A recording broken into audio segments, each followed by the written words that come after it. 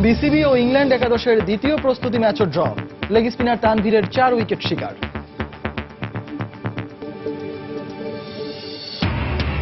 বাংলাদেশের টেস্ট দল নিয়ে বিশ্লেষকদের মিশ্র প্রতিক্রিয়া, মোসাদ্দেক ও লিখন না থাকায় হতাশ সমর্থকরা।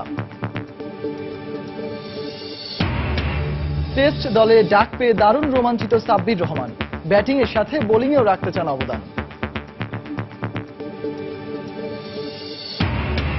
একদিনের বিরতির পর মঙ্গলবার শুরু হচ্ছে Bangladesh premier league football. Big ম্যাচে মুখোমুখি হবে শেখ রাসেল ও শেখ জামাল। মোহামেডান খেলবে বারিধারার বিপক্ষে। এবং AHF কাপের প্রস্তুতি নিতে জার্মানিতে যাচ্ছে বাংলাদেশ হকি দল। পোল্যান্ড ও অস্ট্রিয়ার বিপক্ষে প্রস্তুতি ম্যাচ খেলবে জিমি চয়নরা।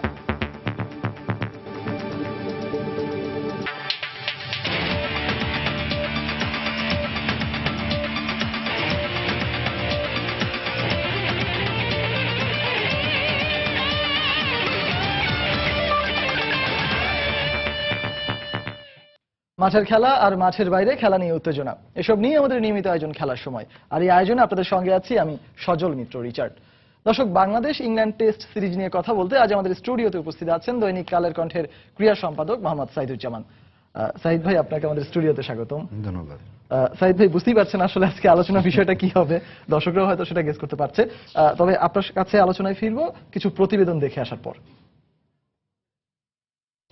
বিসিবি ও ইংল্যান্ড একাদশের মধ্যকার প্রস্তুতি ম্যাচের খবর। চট্টগ্রামের এম এ আজিজ স্টেডিয়ামে দ্বিতীয় ম্যাচটিও ড্র হয়েছে। প্রথম ইনিংসে বিসিবি একাদশের 294 রানের জবাবে তানভীর হায়দারের স্পিন ঘূর্ণিতে 256 রানেই থামে ইংল্যান্ড একাদশের ইনিংস। এদিকে টাইগারদের টেস্ট দলে প্রথমবারের মতো ডাক পাওয়া নুরুল হাসান সোহান জানান দলের প্রয়োজনে যে কোনো পজিশনেই নামতে প্রস্তুত তিনি। বিস্তারিত জানাচ্ছেন পার্থ প্রতিম বিশ্বাস। বিসিবি একাদশের চেয়ে 292 রানে পিছিয়ে থাকা ইংল্যান্ড একাদশের দ্বিতীয় দিনের শুরুটা হয় দারুণ। বিসিবি একাদশের বোলারদের বিপক্ষে বেশ স্বাচ্ছন্দ্যেই খেলতে থাকেন ইংলিশদের দুই ওপেনার বেন ডাকেট ও হাসিফ হামিদ। বাংলাদেশ সিরিজের জন্য দলে ডাক পাওয়া ডাকেট প্রথম প্রস্তুতি ম্যাচের ধারাবাহিকতায় ভালো খেলেছেন দ্বিতীয় প্রস্তুতি ম্যাচেও। দলীয় 90 রানে স্বেচ্ছায় অবসরে যাওয়ার আগে তিনি করেন 60 রান। এরপরই ইংলিশদের ব্যাটিং অর্ডারে আঘাত হানেন লেগ স্পিনার তানভীর হায়দার। ঘূর্ণি জাদুতে একে একে জো রুট, জনি বিয়ারস্টো ও জস বাটলারকে প্যাভিলিয়নে ফিরিয়ে সফরকারীদের চাপে ফেলেন তানভীর। শুভাশিসের বলে আউট হওয়ার আগে স্টোকসের ব্যাট থেকে আসে 25 রান। 36 রানে গ্যারি ব্যালেন্স অপরাজিত থাকলেও অপর প্রান্তে যাওয়া আসার মিছিলে যোগ দেন মঈন আলী, ক্রিস ওকসরা। তানভীর 4টি এবং তাসকিন, মোসাদ্দেক ও শুভাশিস 1টি করে উইকেট নিয়ে 256 রানে থামিয়ে দেন ইংলিশদের। এদিকে প্রথম টেস্টের জন্য ঘোষিত দলে হঠাৎ করে ডাক পাওয়া উইকেটকিপার নুরুল হাসান সোহান ম্যাচ শেষে জানান দলের প্রয়োজনে যে কোনো পজিশনে মানিয়ে নিতে প্রস্তুত তিনি। টিম ম্যানেজমেন্ট যে পজিশনে বা যেখানে যেভাবে খেলাতে চায় বা যে অনুযায়ী থাকতে চায় সেটাই আমার কোনো প্রবলেম নাই। চান্স পেলে ওইভাবেই নিজের ন্যাচারাল খেলাটাই খেলার চেষ্টা করব। আর টেস্ট সিরিজের আগে দুটি প্রস্তুতি ম্যাচে নিজেদের পারফরমেন্স নিয়ে সন্তুষ্টির কথা জানান ইংলিশ ব্যাটসম্যান বেন ডাকেট। প্রস্তুতি ম্যাচে প্রতিদ্বন্দ্বিতা বড় কথা নয়, আমরা সারাদিন ব্যাটিং করেছি, অনুশীলনটা ভালোই হয়েছে। এই কন্ডিশনে টপ অর্ডার ব্যাটসম্যানদের দায়িত্ব নিয়ে খেলতে হবে। স্পিন বোলাররা বাড়তে সুযোগ পায় এখানে। তারপরও সব মিলিয়ে নিজের প্রস্তুতি নিয়ে আমি সন্তুষ্ট। আগামী 20 অক্টোবর থেকে জহুর আহমেদ চৌধুরী স্টেডিয়ামে শুরু হবে প্রথম টেস্ট। পার্থ প্রতিম বিশ্বাস, সময় সংবাদ, চট্টগ্রাম। প্রথমবারের মতো টেস্ট দলে ডাক পেয়ে দারুণ রোমাঞ্চিত অলরাউন্ডার সাব্বির রহমান। আক্রমণাত্মক ব্যাটিং এর জন্য পরিচিত সাব্বির টেস্টে মানিয়ে নেয়ার ব্যাপারে শুধু আত্মবিশ্বাসী নয়, বরং মানসিকভাবেও প্রস্তুত। আর ব্যাটিং এর সঙ্গে বোলিংয়েও দলের জন্য অবদান রাখতে চান রাজশাহীর এই ক্রিকেটার।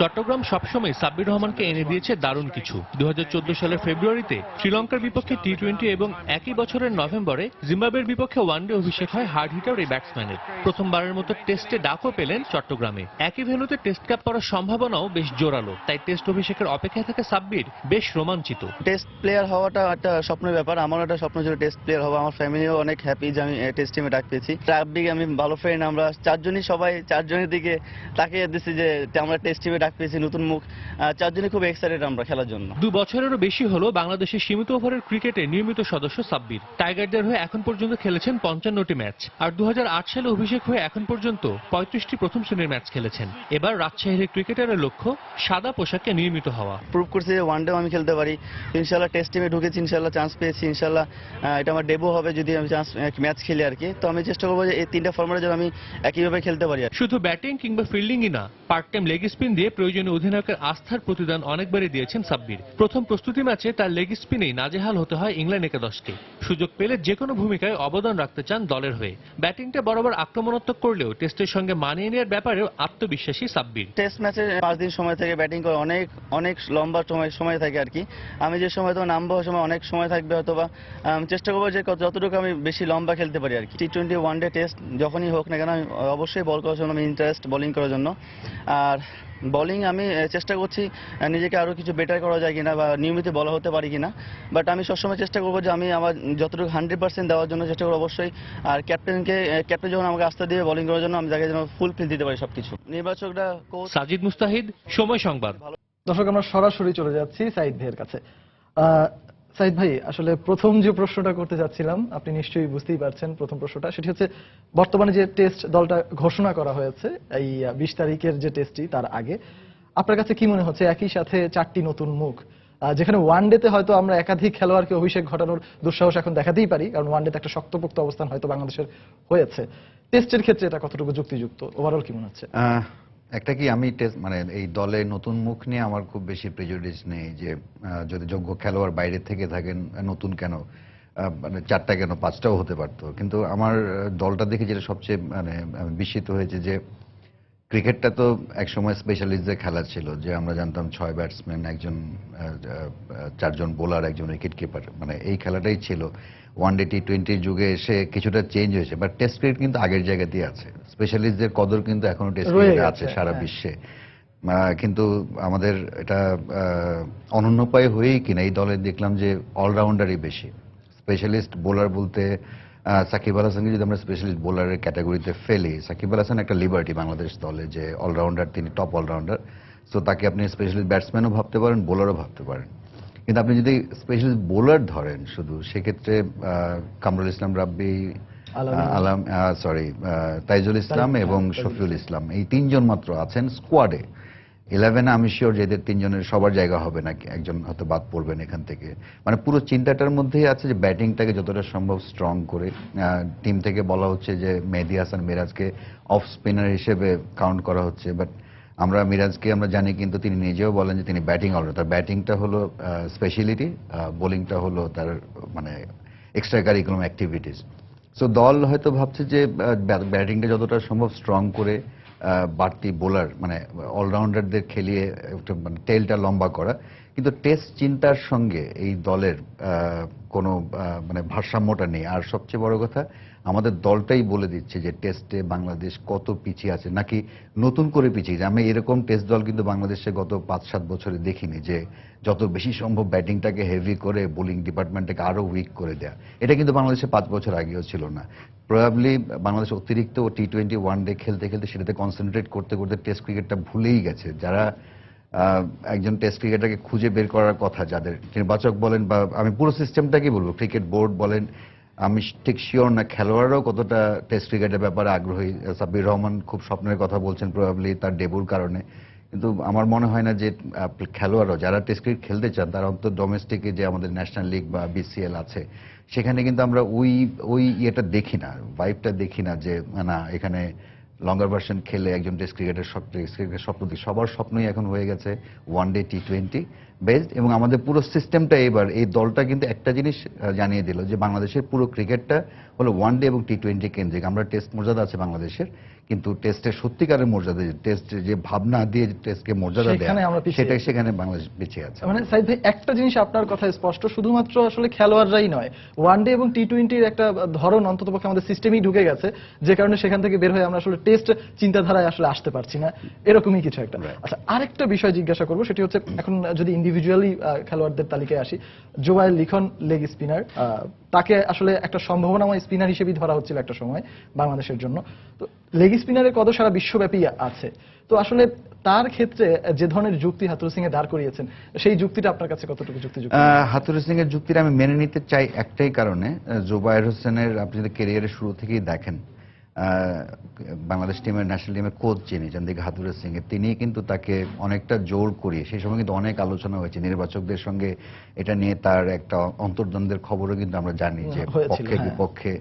আনফর্চুনেট হাতুরু সিং এ বাংলাদেশ টিমের একজন খেলোয়াড়কে, আমি বাকিদের যেটুকু আমি জানি যে জুবায়ের হোসেনের ব্যাপারে হাতুরু সিং এ যতটা যত্নশীল ছিলেন, যেভাবে তিনি তাকে আন্ডার কাভার রেখেছেন, এতটা যত্ন বাংলাদেশের ক্রিকেট ইতিহাসে কোনো ক্রিকেটার কোনো কোচের, বিদেশি কোচের কাছ থেকে পাননি।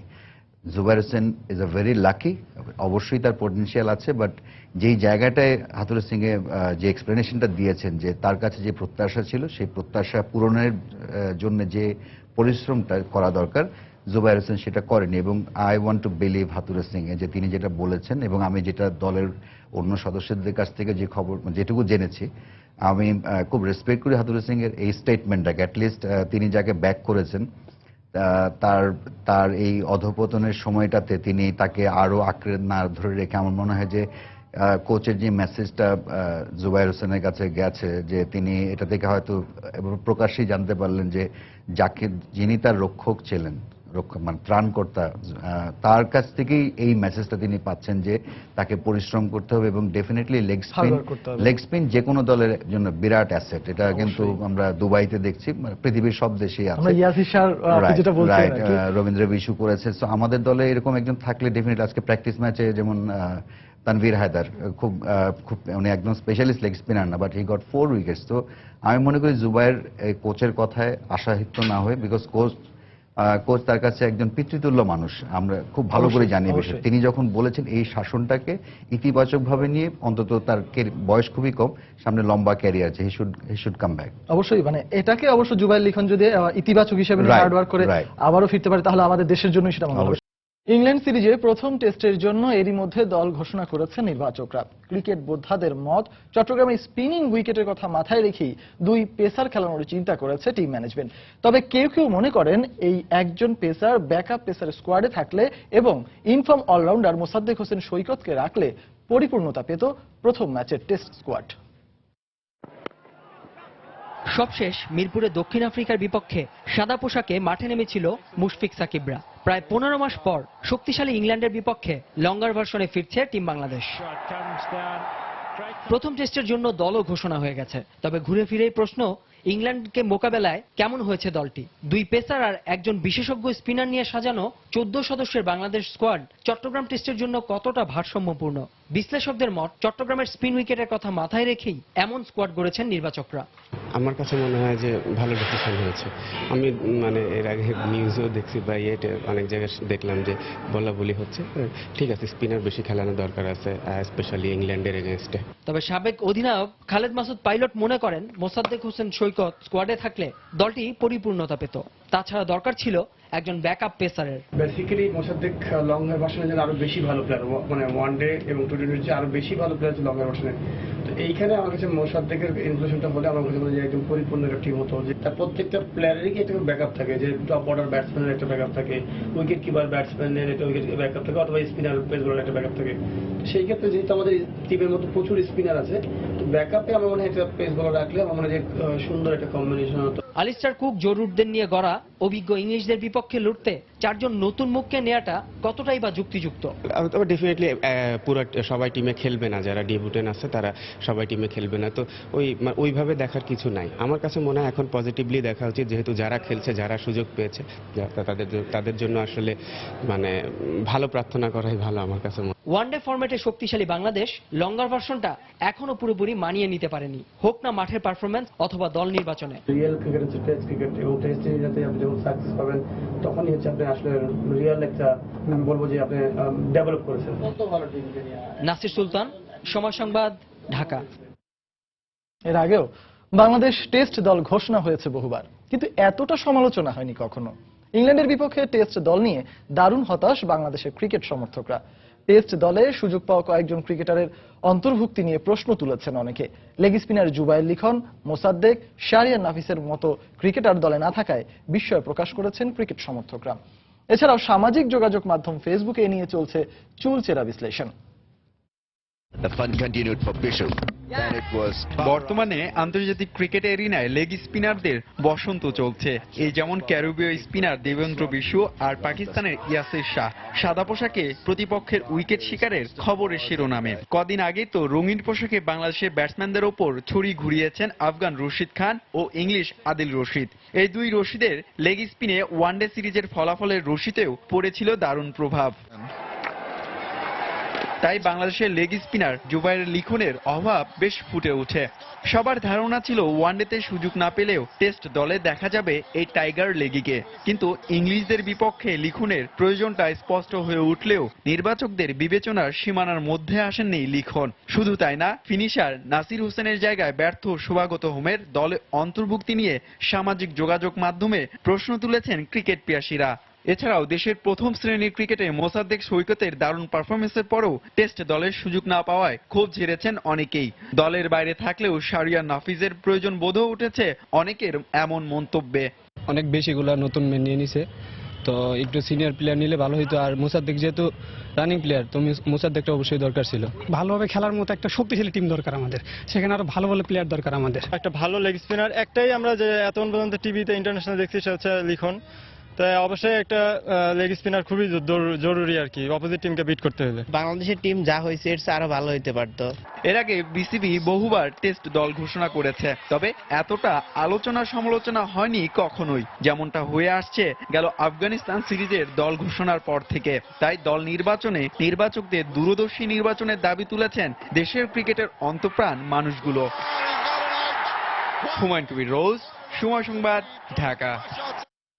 খেলার সময় আরো যা থাকছে, কিছুক্ষণ পর ইংলিশ লিগের হাই ভোল্টেজ ম্যাচে মুখোমুখি হবে ম্যানচেস্টার ইউনাইটেড ও লিভারপুল। মর্যাদার এ লড়াইয়ে জিতে চায় দুদল।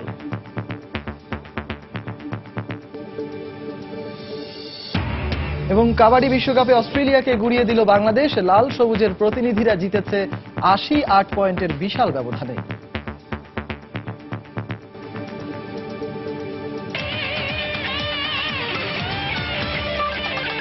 দর্শক, আমরা আবারও চলে যাচ্ছি সাইদ ভাইয়ের কাছে। সাইদ ভাই, আমরা যে প্রসঙ্গটা নিয়ে আসলে আলোচনা করছিলাম, লিখনের ব্যাপারটা তো আসলে পরিষ্কারই হলো। এবার আসবো আসলে মোসাদ্দেকের কথায়। হয়তোবা নাসিরের সাথে শুভাগত হোমের অনেকটা তুলনা চলছে, কিন্তু এক্ষেত্রে যদি নাসিরকে বোঝাই যাচ্ছে যে নাসির অনেক কষ্ট করে ওয়ানডে দলে ফিরেছেন, টেস্ট স্কোয়াডে আসলে না থাকলেও কিছু বলার নেই। কিন্তু সেক্ষেত্রে যদি আসলে শুভাগত হোমের জায়গায় আপনি বিকল্প হিসেবে মোসাদ্দেকের কথা তুলনা করেন, ব্যাটিং বোলিং দুদিক থেকেই, right arm off break bowler দুজনই, তো সেক্ষেত্রে কি আসলে মোসাদ্দেক সাম্প্রতিক ফর্মের বিবেচনায় শুভাগতর চেয়ে কি এগিয়ে নয়? আপনাদের একটা রিপোর্টই সামাজিক যোগাযোগ মাধ্যম এবং দর্শকদের যে প্রতিক্রিয়া দেখছিলাম, সেখানে দুটো বিষয় এসছে যে কেন 4 জন নতুন মুখে নেওয়া হলো। এখন যদি শুভাগতের জায়গায় মোসাদ্দেক ইনক্লুড করে তাহলে কিন্তু 5 জন হয়। এটা হয় কি জেনারেল ওপিনিয়ন, লাইক ব্রাজিলের ফুটবলে যেটা হয় যে ব্রাজিলের কোনো দলকেই দেশের জনতা পুরোপুরি পছন্দ করেন না। ডেফিনেটলি এই দল নিয়ে অনেক কিছু বলা আছে। মানে সিলেক্টরদের চাকরিটা খুব ডিফিকাল্ট ব্রাজিল ফুটবলে এবং আমাদের দেশে ক্রিকেটে। আগে ইন্ডিয়া ক্রিকেটে ছিল, এখন এটা সংক্রমিত। মানে আমাদের যেহেতু সবাই ক্রিকেট নিয়ে খুব বেশি অ্যাওয়ার, সবার অভিমত থাকে, বাট দল কিন্তু একটা গ্রুপ অফ পিপল করেন, সো ওখানে তাদের অভিমতটাই ডেফিনেটলি বেশি গুরুত্ব পায়। আমার পক্ষে সম্ভব নয় যে দলকে ওই চিন্তাকে প্রভাবিত করার। বাট আমার যেখানে আপত্তির জায়গা, আমি আগেই বলেছি যে টেস্ট ক্রিকেট স্পেশালিস্টদের খেলা, স্পেশালিস্ট নেই কেন, এই পরিস্থিতি কেন তৈরি হলো? আমি সেই প্রশ্নের উত্তর চাই। যারা ক্রিকেট বোর্ড সংশ্লিষ্ট যারা আছেন, যারা খেলা পরিচালনা করেন, যারা খেলোয়াড়দের স্কাউটিং করেন, তাদের কাছে আমার বিনীত প্রশ্ন যে আজকে ইংল্যান্ডের টেস্ট ম্যাচ সিরিজটা কিন্তু হুট করে হয়নি। এটা এফটিপিতে অনেক আগে থেকেই ছিল। বাংলাদেশে 1 বছর টেস্ট খেলেনি, সেটাও মানছি, বাট ডোমেস্টিকে কিন্তু ন্যাশনাল লিগ, বিসিএল এগুলো খেলা হয়েছে। সো যারা এই দল গঠনের প্রক্রিয়ার সঙ্গে জড়িত, তারা কি গত 1 বছর শুধু ওয়ানডে আর টি20 নিয়ে পড়েছিলেন? তাদের কি ভাবনার জায়গা কেন সময় হলো না যে আমরা যে সামনে যে টেস্ট সিরিজ আসবে, বাংলাদেশ ইংল্যান্ডের সঙ্গে খেলার পর নিউজিল্যান্ডে যাবে খেলতে, তারপর ইন্ডিয়া যাচ্ছে, শ্রীলঙ্কা যাবে, সো অনেকগুলো টেস্ট ম্যাচ কিন্তু আছে। সো পূর্ব ভাবনায় কেন টেস্টটা রইল না? আজকে যে আপনি এটাকে কি বলবো, জোড়াতালি দিয়ে একটা টিম করা, যে একটা, আমি চিন্তাটাকে বলবো আক্রমণাত্মক না, খুবই ডিফেন্সিভ রক্ষণাত্মক একটা চিন্তা থেকে এরকম একটা দল করা হয়েছে যে আমাদের ব্যাটিংটা খুব শক্তিশালী করবো এবং স্পিনিং ট্র্যাকে ইংল্যান্ডকে আমরা সমস্যায় ফেলবো, কিন্তু এটা ভাবলে এটা আপনাকে পাশাপাশি ভাবতো ইংল্যান্ড টিমেও কিন্তু স্পিনার আছে, এবং এমন নয় যে বাংলাদেশের ব্যাটসম্যানরা ইংলিশদের চেয়ে স্পিনে অনেক বেশি ভালো ক্রিকেট খেলেন, তাহলে কিন্তু অ্যাভারেজে সেটা দেখা যেত। এমন নয় যে ইংলিশ ক্রিকেটার শুধু পেস বোলিং খেলে রান করেছেন, তারা কিন্তু স্পিনারদের এগেনস্ট রান করেন। সো হয়েছে কি, আমাদের টেস্টের যে একটা গ্রুপ অফ প্লেয়ার থাকার কথা, যারা মানে টেস্ট মেটেরিয়াল যাদেরকে বলা হয়, দ্যাট ইজ মিসিং। এবং এই মিসিং কি কারণ, এটা কিন্তু জুবাইর হোসেনের কথাও বলে লাভ নেই, আপনার যারা দলে নেই মোসাদ্দেকের কথা বললাম নেই, ওরকম খেলোয়াড়ই তৈরি করার মঞ্চ বাংলাদেশ ক্রিকেট বোর্ডে এখনো তৈরি হয়নি। এটা একটা গুরুত্বপূর্ণ পয়েন্ট যে আসলে আমাদের টেস্ট স্পেশালিস্ট বলতে যে ক্রিকেটারদেরকে বোঝানো হয়, সেই ক্রিকেটারদের সংখ্যা কিন্তু মানে অতি সামান্য, যেটা আমাদের মানে ঘরোয়া ক্রিকেট থেকে বের হয়ে আসার কথা সেটা হয়তো আমরা পাচ্ছি না। তো যাই হোক, যারাই আসলে দলে এখন পর্যন্ত সুযোগ পেয়েছেন বা যে স্কোয়াডটা আমরা পেয়েছি 14 জনের, এই স্কোয়াডের ভিতরে আসলে ব্যাটিং লাইন আপটা আপনার মতে আসলে কিরকম হওয়া উচিত, বা আসলে কাকে কোন পজিশনে খেলানো হবে বলে মনে করছেন? 1 থেকে 6 তো ফিক্সড, তামিম, ইমরুল, মমিনুল, মুশফিক, তারপর মাহমুদুল্লাহ রিয়াদ, সাকিব, এবং এরপরে যেটা হবে band wagon of all-rounders. Sabbir Rahman মনে হচ্ছে, তার কথা শুনে বোঝা যাচ্ছে, এবং দলের ভাইবটাও তাই। মেহেদী হাসান অবশ্যই খেলবেন, মিরাজ খেলছেন। আমি খুব আগ্রহ নিয়ে তাকিয়ে আছি যে দুজন পেস বোলার স্কোয়াডে আছেন, দুজনই খেলেন কিনা। আমার কেন যেন মনে হচ্ছে যে সেই এক পেসার নিয়ে খেলার ভারতের সাথে যেটা একজন পেস বোলার খেলিয়ে, যেহেতু উইকেটটা আমার ধারণা বাংলাদেশের দলের কম্পোজিশন থেকে বোঝা যাচ্ছে যে তারা একটা রিস্ক, একটা ইটস লাইক টস, লটারির মতো আর কি, গ্যাম্বলিং হচ্ছে যে যদি উইকেটটা এমন হয় যে সেকেন্ড দিন থেকে স্কোয়ার টার্নার হয়ে গেল, বাংলাদেশ টস জিতে আগে ব্যাটিং করে 250-300 করলো, দেন গেম ইজ অন। এবং এমনও হতে পারে দল থেকে কিন্তু জয়ের কথাও বলা হচ্ছে। এখন হয় কি, যদি ওরকম উইকেট হয়, স্কোয়ার টার্নার হয়, বাংলাদেশের পক্ষে যদি লাগ যায়, রেজাল্ট কিন্তু উল্টো হতে পারে। আজকে যারা সমালোচনা করছেন তারা হয়তো এই দলটাকে মাথায় তুলে নাচবেন, কিন্তু আমি সেই দলে থাকবো না একটাই কারণে, যে চিন্তার থেকে দলটা করা হয়েছে, this is not test cricket. এটা অনেকটা আমার কাছে মনে হয়েছে যে দায় সারা গোছের, যে এই দুটো টেস্ট ম্যাচ কোনোভাবে শেষ করতে পারলেই যেন বাংলাদেশের টিম ম্যানেজমেন্ট বলেন, টিমটা বলেন, বেঁচে যায়। হাত ছেড়ে বাঁচবে। আচ্ছা, এক পেসার যদি খেলানো হয় তাহলে আপনি কার পক্ষে যাবেন? শফিউল? ডেফিনেটলি আপনি মানে যে দুজন পেসার আছেন তাদের মধ্যে কামরুল ইসলাম, তিনি ফার্স্ট ক্লাসে শুধু বোলিং করেছেন, তার অ্যাভারেজ দেখলাম 40+, 40 পয়েন্ট সামথিং, অলমোস্ট 41 পার উইকেট। শফিউল ইসলাম, তার 50 টেস্ট অ্যাভারেজ উইকেট টেকিং এর ক্ষেত্রে, বাট যেহেতু উনি 8টা টেস্ট খেলেছেন প্লাস ওয়ানডে সিরিজটা খেলেছেন, হিজ ইন মানে ইন্টারন্যাশনাল ক্রিকেট অ্যাটমসফিয়ারের সঙ্গে হ্যাবিচুয়েটেড এক্সপিরিয়েন্স প্লেয়ার, মানে মাই vote will go for Shafiul. আচ্ছা, আরেকটা বিষয় একেবারে ছোট্ট করে জানতে চাইবো, সেটি হচ্ছে গিয়ে ইংল্যান্ড দলের প্রস্তুতি ম্যাচের পারফরমেন্স আপনি দেখেছেন। হ্যাঁ, হতে পারে তাদের দলে অ্যালিস্টার কুক, জো রুটের মতন ব্যাটিং স্তম্ভরা রয়েছে, বিশ্বের সেরা ব্যাটসম্যানদের মধ্যে যারা অন্যতম। তো আপনার কাছে কি মনে হচ্ছে আসলে ইংল্যান্ড এই ওয়েদারে, এই সাবকন্টিনেন্টে বাংলাদেশের বিপক্ষে তারা আসলে কি রকম করতে পারে? ওয়েদারটা আসলে আর ম্যাটার করে না, বিকজ আপনি খেয়াল করে থাকবেন ওয়ান ডেতে কিন্তু যে হিউমিডিটি প্রচন্ড গরম ছিল, সেখানে আমার কাছে মনে হয়েছে ইংলিশ প্লেয়ারদের চেয়ে বাংলাদেশের প্লেয়াররা বেশি স্ট্রাগল করেছে। আপনি যদি ডিহাইড্রেশন বলেন, ক্র্যাম্প বলেন, ইংল্যান্ড লুক মোর ফিটার, এবং তারা হয় কি ন্যাচারালি তারা অনেক ওয়েল বিল্ড, এবং আমার ধারণা যে তাদের পেইন নেয়ার শক্তিটা, অভিযোজন ক্ষমতা হয়তো বাংলাদেশের চেয়ে অনেক বেশি। এটা সমস্যা হবে না, বাট উইকেট তাদেরকে ঝামেলায় ফেলতে পারে। আজকে তানভীর হায়দার 4টা উইকেট পেয়েছে, মানে আমরা কিন্তু একটা ইঙ্গিত পাচ্ছি উইকেটে প্রচুর টান থাকবে। এবং ইংলিশ ব্যাটসম্যানরা হয় কি, তারা স্পিন খেলতে জানে না, আমি সেটা বলবো না, বাট বিভিন্ন সিচুয়েশনে দে গেট নার্ভাস।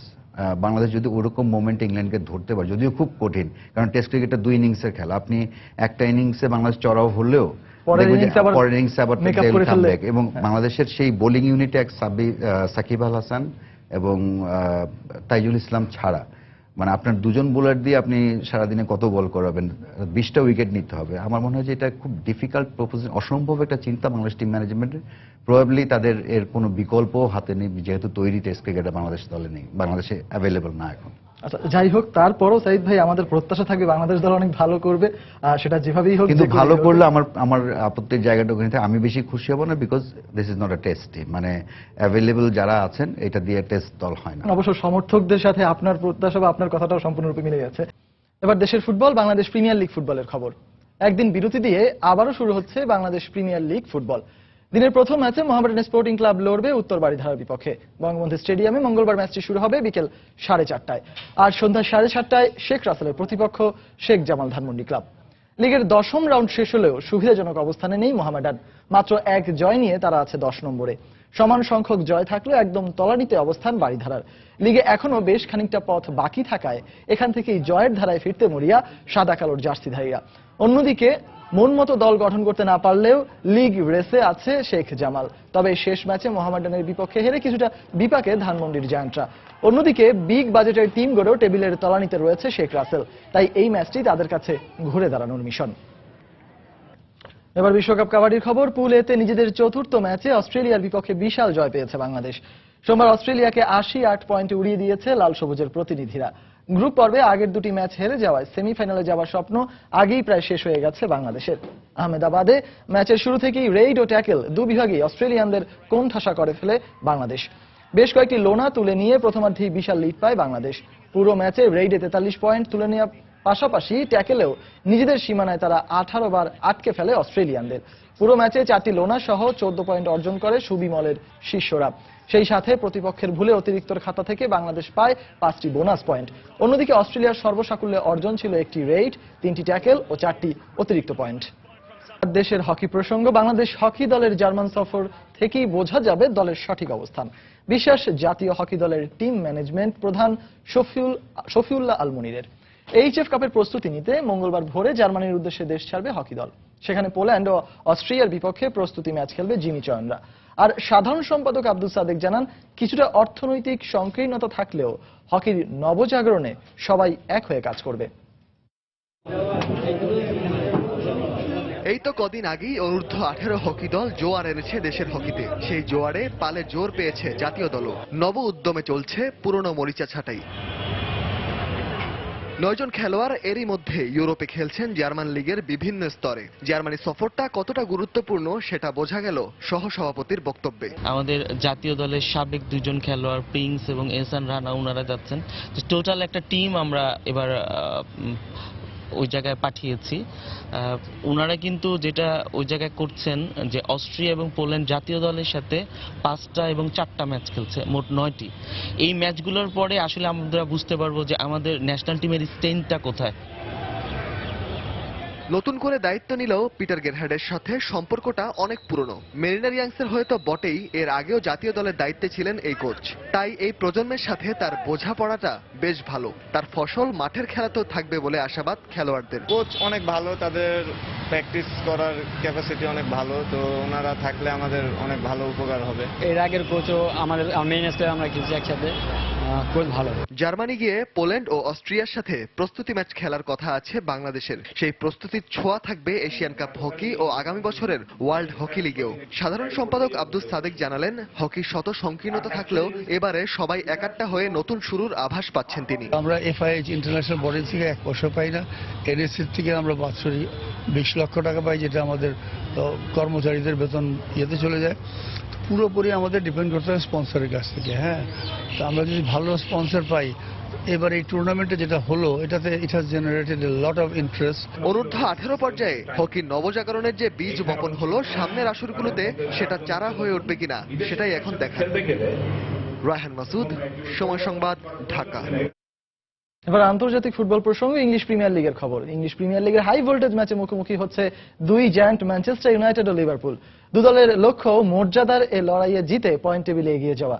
লিভারপুলের মাঠ অ্যানফিল্ডে হাই ভোল্টেজে ম্যাচটি শুরু হবে আর কিছুক্ষণ পর রাত 1টায়।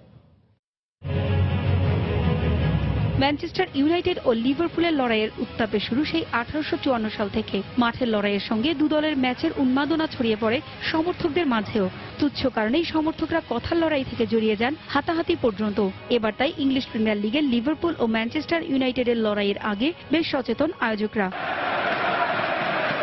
গেল বছর ইউরোপা লিগের শীর্ষ 16 ম্যাচে সংঘর্ষে জড়িয়ে জরিমানা পর্যন্ত গুনতে হয়েছিল দু দলের সমর্থকদের। এ ধরনের অপ্রীতিকর ঘটনা এড়াতে এবার অ্যানফিল্ডে জোরদার করা হয়েছে নিরাপত্তা ব্যবস্থা। নিজ দলের সমর্থকদের শান্তিপূর্ণভাবে ম্যাচ দেখার অনুরোধ জানিয়েছেন মরিনহো। সমর্থকদের কাছে অনুরোধ, ম্যাচটাকে উপভোগ করুন, অযথা ঝামেলায় জড়াবেন না। মাঠের খেলায় মনোযোগ দেওয়াটাই হবে ফুটবলারদের প্রধান কাজ। লিগে নিজেদের শেষ ম্যাচে স্টোক সিটির সঙ্গে ড্রয়ে ব্যাকফুটে আছে ম্যানচেস্টার ইউনাইটেড। এই মৌসুমে 7 ম্যাচে মাত্র 4টিতে জিতেছে রেড ডেভিলরা। 13 পয়েন্ট নিয়ে সপ্তম স্থানে আছে মরিনহো শিষ্যরা। সবকিছু ছাপিয়ে ম্যাচে জয়টাই মুখ্য হয়ে দাঁড়িয়েছে ইউনাইটেডের জন্য। হারলেই পিছিয়ে পড়তে হবে পয়েন্ট টেবিলে। জোনসের ইনজুরি ছাড়া আর কোনো ফুটবলারের ইনজুরি নিয়ে চিন্তা করতে হবে না মরিনহোকে। ম্যানচেস্টার ইউনাইটেডের চেয়ে লিগে বেশ ভালো অবস্থায় আছে লিভারপুল। শেষ ম্যাচে সোয়ানসির বিপক্ষে 2-1 গোলের জয় ছাড়াও শেষ 5 ম্যাচের একটিতেও হারের দেখা পায়নি ক্লপের দল। 7 ম্যাচে 16 পয়েন্ট নিয়ে টেবিলের চতুর্থ স্থানে আছে লিভারপুল। ম্যাচের আগে ললনা ওইজনালদামের ইনজুরি চিন্তায় ফেলেছে ক্লপকে। তবে হাই ভোল্টেজ এ লড়াইয়ের আগে পরিসংখ্যান বেশ অস্বস্তিতে ফেলে দিয়েছে লিভারপুলকে। এর আগে ইপিএলে অন্য সব প্রতিপক্ষের চেয়ে সবচেয়ে বেশি 67টি ম্যাচে এই ম্যানচেস্টার ইউনাইটেডের কাছে হারের রেকর্ড আছে লিভারপুলের। এছাড়াও 2008 সালের পর লিগে টানা 4 ম্যাচ রেড ডেভিলদের বিপক্ষে জিততে পারেনি অলরেডরা। পারভিন আক্তার, সময় সংবাদ। দর্শক, এই ছিল খেলার সময়ের এখনকার আয়োজন। যে কোনো খবর পেতে ভিজিট করুন সময়নিউজ.tv। আর খেলার জগতের সব খবর, সর্বশেষ খবর জানতে সঙ্গে থাকুন সময়।